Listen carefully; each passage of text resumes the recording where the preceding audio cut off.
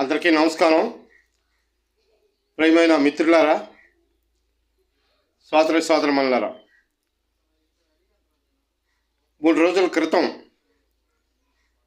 మా రాష్ట్ర పార్టీ సహాయ కార్యదర్శి కామిరెడ్డి జేవి సత్యనారాయణమూర్తి గారు అక్రమంగా అరెస్ట్ చేయడం జరిగింది.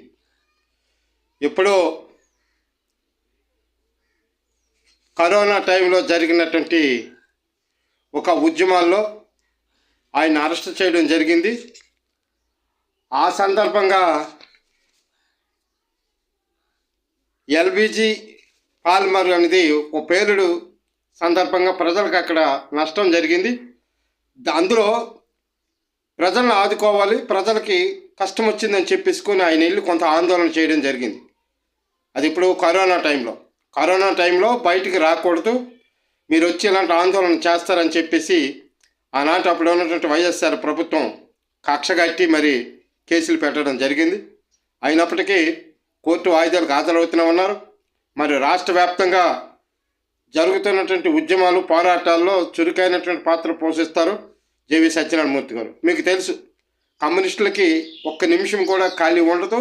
ఒక్క నిమిషం ఉన్నా సరే అది ప్రజల కోసమే ఆ టైం కేటాయిస్తారు. ప్రజా ఉద్యమాల్లో ఉంటారు, ప్రజా ఉద్యమాల్లోనే వాళ్ళ జీవితం కొనసాగిస్తుంది. వాళ్ళ ఎజెండా కూడా అదే. ఇది ప్రజలందరికీ తెలిసినటువంటి అగ్ని సత్యం.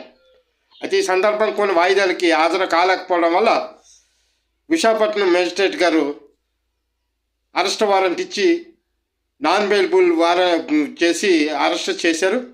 ఇది చాలా దుర్మార్గమైనటువంటి పద్ధతి. మరి ఇప్పుడు ఆనాడు వైఎస్ఆర్ పార్టీ నాయకులు ఈ అరెస్టులు చేయించారు కదా. నేను ఒకటి అడుగుతాను, జగన్మోహన్ రెడ్డి గారు, మీరు సంవత్సరాల తరబడి కోర్టుకు హాజరవ్వకపోయినా పర్వాలేదా? మరి చంద్రబాబు నాయుడు గారు అరెస్టులు అయ్యి కోర్టులకు హాజరవ్వకపోయినా పర్వాలేదా? అంటే చట్టం మీకు చుట్టాలై ఉంటుంది.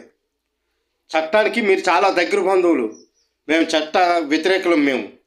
మేము ఏ విధంగా చట్ట వ్యతిరేకులము? రాజ్యాంగాన్ని అమలు జరపండి. రాజ్యాంగంలో పొందుపరిచినట్టు హక్కులు ప్రతి పేదవాడికి కానీ ప్రతి మనిషికి దక్కాలని చెప్పేసి సామాజిక న్యాయం కోసం, సమాజం కోసం మేము చేస్తుంటే ఉద్యమాలు, పోరాటాలు చేస్తూ ఉంటే మీరేమో అవినీతిలో కూరుకుపోయి దోపిడీలు చేస్తూ, దొరికిపోతూ, జైలుకి వెళ్తూ, కోర్టులకి ఎగ్గొడుతూ తిరుగుతున్న మీరు గొప్ప వాళ్ళు. ప్రజా ఉద్యమాలే ఊపిరిగా, ప్రజా ఉద్యమాలే ఎజెండాగా, ప్రజలే ప్రాణముగా భావించి ఉద్యమాలు చేసినటువంటి వాళ్ళకు అందరూ